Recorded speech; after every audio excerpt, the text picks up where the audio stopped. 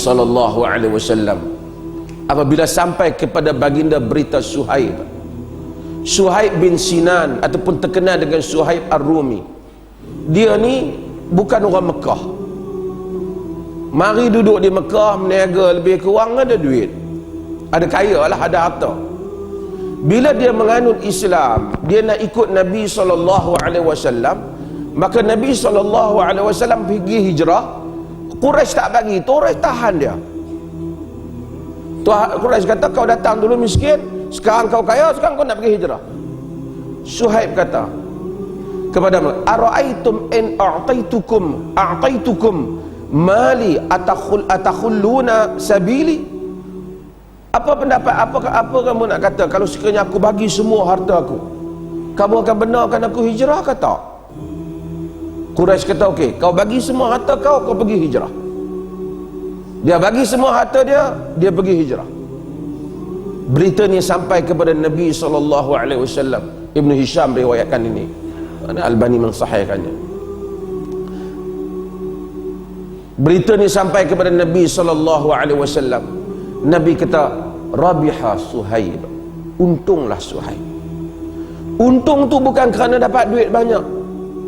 Sebahagian kita habis hartanya, habis apa yang dimilikinya kerana untuk menjayakan umat Islam, untuk menyebarkan Islam, untuk menyampaikan misi Islam. Saya kenal sebahagian daripada sahabat-sahabat ada di sini yang daripada Thailand.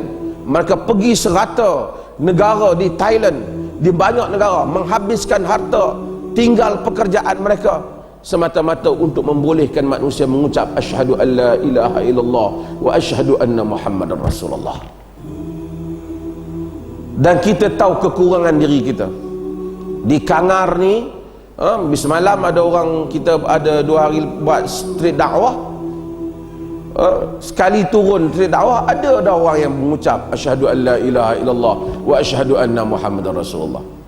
Artinya selama ni mereka duduk dekat pun dengan masjid, tak terpanggil dia untuk Islam. Mungkin orang masjid sendiri ke, mufti sendiri ke, semua tak pergi terang. Ada orang biasa pergi terang, akhirnya dia setuju, dia kata Islam bagus, dia masuk Islam. Tanggungjawab kita, Allah Azza wa Jal mengamanahkan hal ini supaya kita tunaikan. Dan sahabat-sahabat radhiyallahu anhum telah melakukan hal ini. Sebab itu apabila mereka buat perjanjian awal, perjanjian Aqabah, lebih kurang 72 lelaki di kalangan Ansar pada malam Aqabah, mereka buat janji dengan Nabi SAW. Dia berkata, ya Rasulullah, ishtarit li rabbika wa li nafsika ma syi'ta. Wahai Rasulullah, sebut apa syarat yang kau mahu untuk Tuhanmu dan untuk dirimu. Masya Allah, itu dinamakan Ansar. Bela Nabi. Sebut Rasulullah nak apa dalam syarat tu, sebut, kami nak janji. Perjanjian antara mereka dengan Nabi sallallahu alaihi wasallam. Nabi kata, ashtaritu li rabbi an ta'buduhu wa la tusyriku bihi syai'a. Aku nak buat syarat yang pertama untuk Tuhanku, kamu kena sembah dia, kamu jangan syirikkan dia sikit pun. Ansar terima. Ashtaritu li nafsi an tamna'unani mimma mana'tum minhu anfusakum wa abna'akum. Aku syaratkan untuk diriku supaya kamu jaga aku, halang bahaya kepada diri aku, macam mana kamu halang diri kamu dan anak-anak kamu.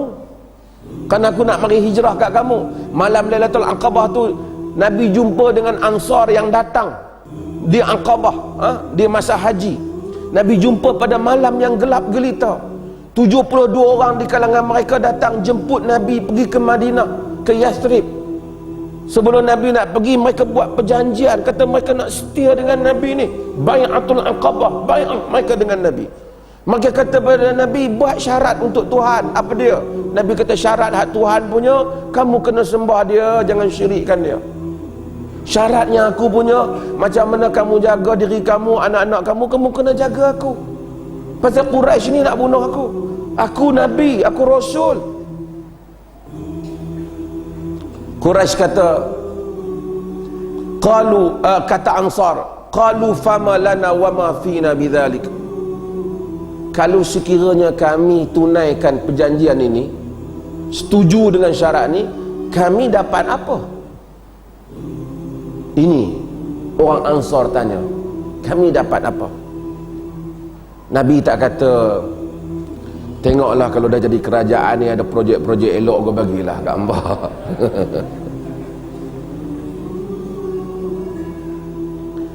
Nabi kata, lakumul jannah, bagi kamu syurga.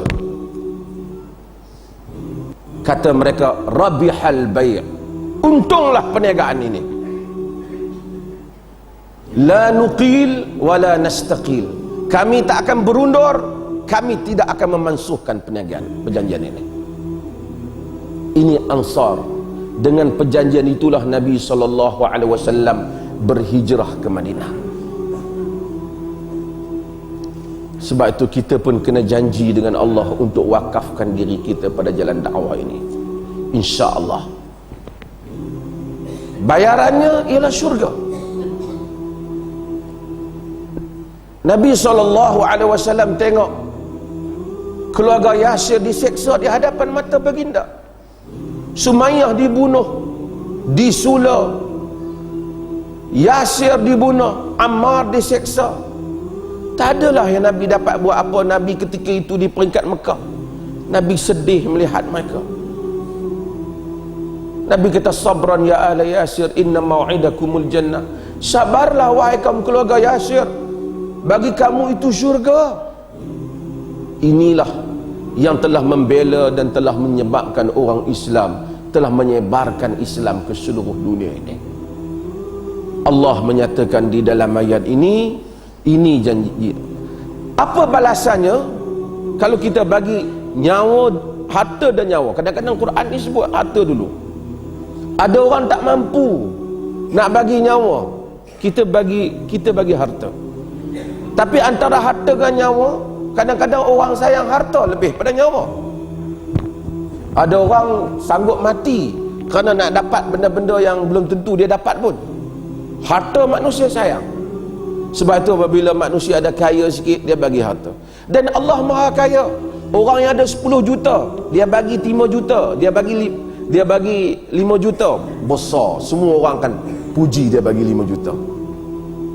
Tapi di sisi Tuhan, kalau hamba Allah tu ada pun hanya 1000, dia bagi 500, dia telah bagi separuh daripada harta dia. Tuhan Maha tahu beban.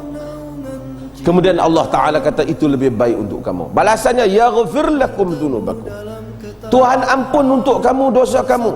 Wa yudkhilkum jannatin tajri min tahtihal anhar, dan dia masukkan kamu ke dalam syurga yang mengalir di bawahnya sungai-sungai.